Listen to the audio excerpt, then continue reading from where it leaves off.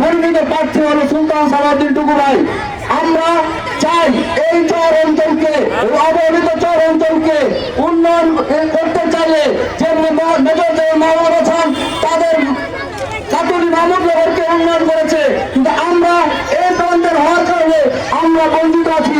আমাদের সুযোগ আছে সুলতান সালাউদ্দিন টুকু যদি এমপি নির্বাচিত হয় এই চর অঞ্চলকে কিভাবে আধুনিক করা যায়, এবং কি এটা একটা বাইপাস রাস্তা হয়ে কাকুয়া হয়ে সোনালী মোড় হয়ে একটা উন্নয়নের ধারা হবে।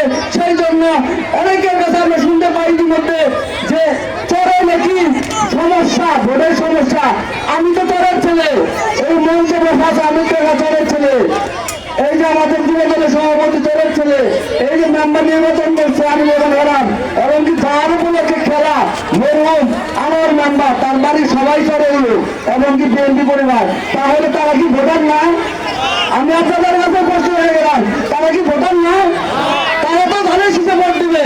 তাহলে আপনারা যারা চর বিক্রি করতেছেন আপনারা বুঝে বলেন না এই চরের মালিক আমরাও, সেই চরের অধিকার আমরাও রাখি।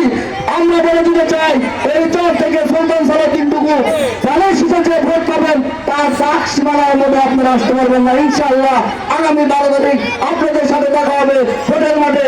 রাজপথে রেখেছিলাম 17 বছর, এখন ভোটের মাধ্যমে আপনাদেরকে প্রমাণ করে দিব এবং সুলতান সালাউদ্দিন টুকু ভাইকে দিয়ে উন্নয়ন করে প্রমাণ করে দিব মগ্ন ইউনিয়ন একটি আধুনিক ইউনিয়ন হিসেবে রূপ নেবে। এই কথা বলে আমি আমার বক্তব্য শেষ করছি। আসলে সময় স্বল্পতা প্রধানত বিশেষ হয়েছে, সেই জন্য বেশি বক্তৃতা দিলাম না। সকলকে ধন্যবাদ।